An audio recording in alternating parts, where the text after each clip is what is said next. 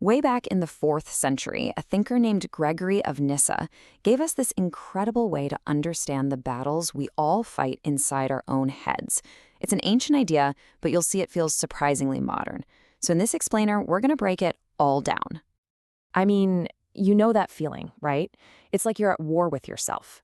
One part of you is trying so hard to do the right thing, and then there's this other part that seems to just want to burn it all down. It's a classic human struggle. And believe me, this isn't some new 21st century problem. Nope, this is an ancient one. Philosophers have been wrestling with this for thousands of years. And Gregory of Nyssa, he came up with a really powerful way to help us picture what's actually going on inside. He asks us to imagine our soul not as this one simple thing, but as a whole system, and a pretty chaotic one at that. Picture this, a chariot being pulled by these incredibly powerful horses, with a driver desperately trying to keep everything under control. Okay, so let's really get into this metaphor. If we can understand all the different parts of this chariot, we can start to understand ourselves a little better. So who exactly is the driver? And what are these powerful forces they're trying to control? So first up, you've got the charioteer. This is your reason. Your intellect. It's the part of you that can look down the road, see what's coming, make a plan, and understand, actions have consequences.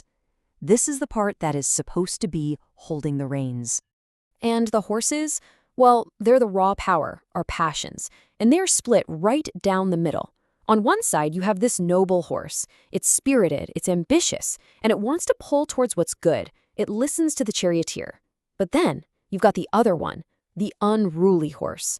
This one is wild, it's chaotic, and it's constantly trying to drag you towards your worst impulses, fighting the driver every single step of the way.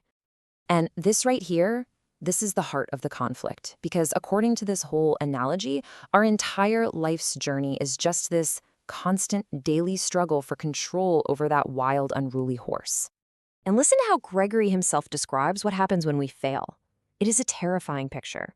He says, if reason, our charioteer, loses its grip for just a second, it doesn't just lose control. No, it gets thrown from the chariot and is dragged helplessly wherever those wild passions decide to run.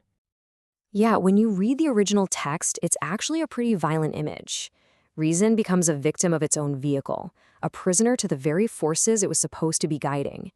This is Gregory's huge warning against letting our impulses run wild. But here's where this all gets really, really interesting. What if that wild horse isn't actually the enemy we're supposed to defeat? What if it's a source of power that we absolutely need? Right, so the huge point here is that Gregory is not saying we need to get rid of our passions. Not at all. He actually argues that these passions are the very energy that moves us through life. The goal isn't to kill the horses, it's to get them both pulling in the same direction. That chaotic, wild energy, if you can harness it, becomes an incredible fuel for doing great things. And to prove this wasn't just some one-off idea, Gregory used other metaphors to explain the exact same principle about managing our inner world. He also compares the soul to a field, where a farmer has to actively plant good seeds and constantly pull out the weeds. So whether you're a charioteer steering horses or a gardener tending to your crops, the message is exactly the same. Self-mastery takes constant, active effort. You have to participate in your own growth.